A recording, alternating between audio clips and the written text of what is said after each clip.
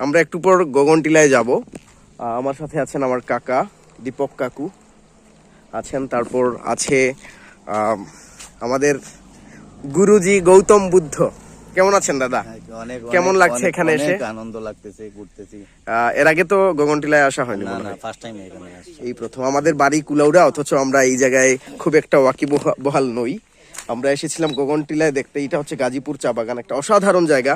শুনছিলাম একজন চা শ্রমিকের কথা, যিনি এই জায়গার, এই বাংলো বাড়ির গার্ড। আমার সাথে আছেন আরেকজন ভ্লগার বিষ্ণুদা। কেমন আছেন? কেমন আছেন সবাই? আমি ভালো আছি। আমি বিষ্ণুপদ ধর। আর আজকে আসছি আমরা গাজীপুর গগনটিল্লা। এখান থেকে আমরা জুড়ি সাগরনাল দিয়ে বের হব। এখানে একটা বাসবন রয়েছে, আমরা ধারাবাহিক ভিডিও করে করে ওই দিকে গিয়ে বের হয়ে যাব।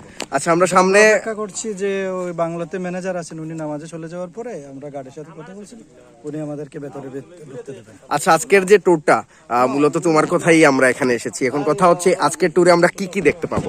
আজকের ট্যুরে আমরা কিছুক্ষণের মধ্যে আমরা ওই যে জুড়ি বাসবন রয়েছে, বাসবনের ভেতর দিয়ে যাব। এখানে শুনছি যে বন্য হাতি অনেক সময় রাস্তা আটকিয়ে মানুষকে আটকিয়ে দেয়, বা আরও রোমাঞ্চকর অনেক বিষয় আছে। সামনে গেলে আমরা নেটওয়ার্ক পাবো না, এবং দৃষ্টিনন্দন অনেক পাহাড়, এবং আমরা ওই একটা চা বাগানের ভেতরে যাব।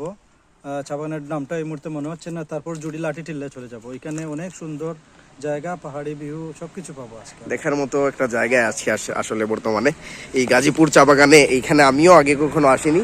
তো এই জায়গায় যে এখানে আসতে পারা, সেটা মূলত বিষ্ণুদার মাধ্যমে সম্ভব হয়েছে।